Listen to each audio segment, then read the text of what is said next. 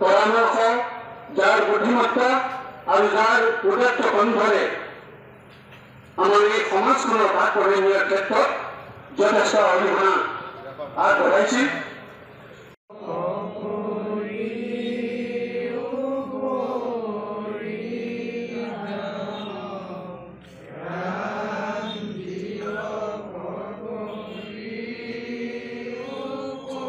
পাবৈ অঞ্চলৰ শোকাতুৰ ৰাইজ, আই মাতৃসকল আৰু বিভিন্ন সংগঠনৰ পৰা অহা বিষয়ববীয়াসকল, যুৱক যুৱতীবৃন্দ, ছাত্ৰ ছাত্ৰীবৃন্দ, জাতিৰ কাৰণে, অসমীয়াৰ কাৰণে আৰু খুব সততাৰে কৰিছিল। তেওঁ মানে কামৰ বিনিময়ত একো বিচৰা নাছিল আৰু তেওঁ যে আজি হঠাতে অকাল মৃত্যু খাবলৈ ল'লে তাৰ বাবে গভীৰ শ্ৰদ্ধাঞ্জলি জনাইছোঁ। আৰু 30 বছৰ ধৰি সদৌ ছাত্ৰজনে সেৱা আগবঢ়াইছে। আঞ্চলিকতাবাদটো শক্তিশালী কৰিবৰ কাৰণে তেওঁ নিৰ্বাচনতো পৰীক্ষা কৰিছে আৰু তাৰ কাৰণে কোনো ধৰণৰ আপোচ কৰা নাই। সদায় ৰাইজৰ মাজত থাকিছে, আগৰণুৱা হিচাপে কাম কৰিছে। সকলোকে লৈ, কেৱল এটা সংগঠনক লৈ, সকলো সংগঠনক লৈ, সকলো মানুহক লৈ, সকলো জাতি জনগোষ্ঠী ধৰ্মাৱলম্বী লৈ, সকলোকে লৈ তেওঁৰ যিটো একক এটা চিন্তা, সেইটো বিশ্বনাথবাসী ৰাইজৰ মাজত এতিয়াও আছে।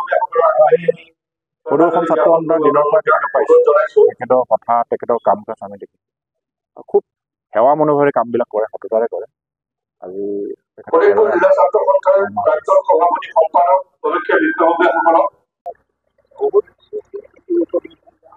বিশ্বনাথৰ দুলুৰ বৰকটকীদেৱে যি তেখেতৰ ছাত্ৰ জীৱনৰ পৰা বুলি সদৌ অসম ছাত্ৰ সন্থাৰ লগতে সমাজৰ বিভিন্ন দিশত তেখেতক সেৱা আগবঢ়াই গৈছে। আজি তাৰে প্ৰতিফলনে আজি দেখিবলৈ পাইছে। ইয়াত হাজাৰ হাজাৰ জনগণ ওলাই আহিছে, তেখেতৰ শেষ যাত্ৰাত অংশগ্ৰহণ কৰিছে, শ্ৰদ্ধাঞ্জলি জ্ঞাপন কৰিছে। ইয়াতে আমি বুজিব পাৰোঁ এজন কিমান মহান ব্যক্তি তেওঁ, আৰু তেখেতৰ আদৰ্শৰে আমি অনাগত দিনত জাতীয় জীৱনৰ হকে কাম কৰি আগবাঢ়ি যাব লাগিব। গুণমুগ্ধসকলৰ যি তেওঁ গুণ গৰিমা ইতিমধ্যে আমি গম পাইছোঁ। আৰু বিশ্বনাথত এটা বহুত ডাঙৰ ক্ষতি বুলি ক'ম।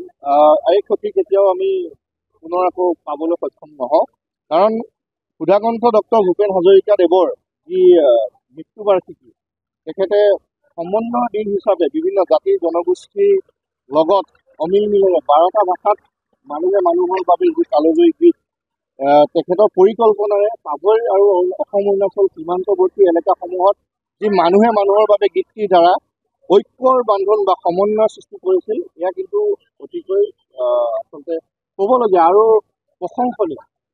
এই প্ৰশংসনীয় সময়ত তেখেতে যিখিনি কাম কৰি গৈছে, অতি আচলতে আজি আমি দুখ পাইছোঁ আৰু তেখেতৰ পৰা পাবলৈ যথেষ্ট আছিল। সেইখিনি কেতিয়াও আমি আচলতে ক্ষতিটো ইয়াৰ পৰা আমি তেখেতৰ যি আজি শেষ যাত্ৰা, এই শেষ যাত্ৰাৰ সামৰণিত তেখেতৰ এই আপুৰুগীয়া ক্ষতিবিলাক আমি পূৰণ কৰিব নোৱাৰিম। আৰু সকলোকে ধন্যবাদ কৃতজ্ঞতা জ্ঞাপন কৰিছোঁ যে তেখেত ইমান এজন মহান ব্যক্তিগৰাকীৰ শেষ যাত্ৰাত সকলোৱে অংশগ্ৰহণ কৰিছে আৰু তেখেতক শ্ৰদ্ধাঞ্জলি জ্ঞাপন কৰিছে। তেখেতৰ আজি এই যাত্ৰা শেষ হ'ব তেখেতৰ ঘৰৰ নিজ বাসৰ গৃহত তেওঁ অন্তিম শ্ৰদ্ধাঞ্জলি জ্ঞাপন কৰি তেওঁৰ নশ্বৰ দেহটি দাহন কৰা হ'ব। আৰু কি ক'ম, অতিকৈ দুখিত হৈছোঁ আৰু